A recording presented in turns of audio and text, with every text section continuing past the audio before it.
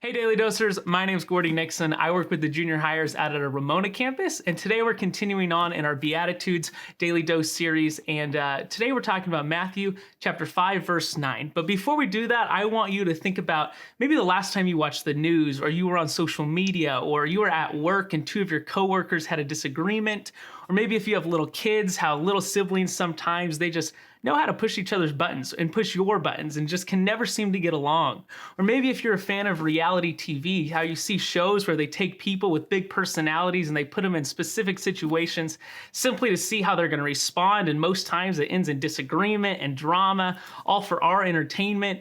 And I want you to think about all that stuff and how a lot of times in life it's really difficult to get along with others and to see eye to eye. And the world's filled with fighting and conflict and disagreements, and that's exactly what Jesus addresses here in this beatitude. Like I said, in Matthew chapter 5, verse 9, he says this. He says, "Blessed are the peacemakers, for they shall be called sons of God." Really sweet and simple. He just said, blessed are those who seek to create peace with others, who seek out peace. And he uses the word blessed as simply meaning that you're going to have the joy and happiness of God in your life if you seek to create peace with others. And it's not an easy thing to do by any means. And we hear this, and maybe we're driving to work today, or we woke up with just pain and conflict and things on our mind because of problems with others and not being able to have peace.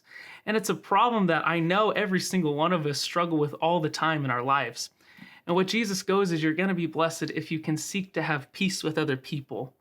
And yet a lot of times I think we go, but it just feels good to respond, to get revenge, to make sure that we have the final say. And what Jesus goes, it might feel good in the moment, but in the long run, that doesn't help solve the problem. That doesn't help fix the issue. And yet we go, why do we have to do that? Why is peace important? I love what is said in 1 John chapter 4, verse 21. It says this. And it's one of those passages that I read and I go, I love the point he's making, but this is so hard to follow. He says this in 1 John chapter 4, verse 20 and 21.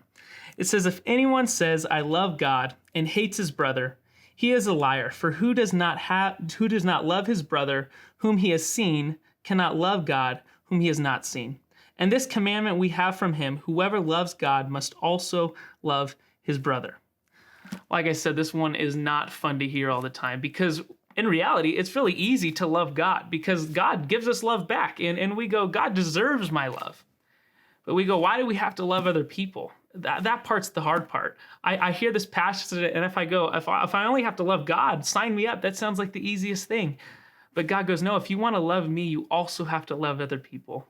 Because whether we realize it or not all the time, other people are created in God's image. And he goes, they are my sons and daughters as well. So we have to love them also. And at the heart of being a peacemaker, I think there's this idea of love. God goes, it starts with love. It starts with choosing love in all those situations. If you find yourself in conflict and drama and tension, whether you're directly involved or not, Jesus says it starts by just stepping back and choosing love and going, how do I take this situation and make it disappear rather than push it forward? How do I seek to love these people through it? How do I seek to show them the love Jesus showed me? Because if we look at Jesus and the model he left us, he was filled in a world with tension and people who hated him and disagreed with him, and yet he chose to make peace. How can we do the same thing? It's not always easy. It might seem like an impossible task, but we have to choose love first and go, I'm going to live a life that is obedient to God, and other people will see the peace that I'm causing and creating, and hopefully they'll follow. Whether you're dealing with it or not today, Daily Dosers, I hope you're encouraged by that and going, it's not easy. It's not, everybody struggles with it, but we should choose love first because God loved us first. Have a great day, Daily Dosers.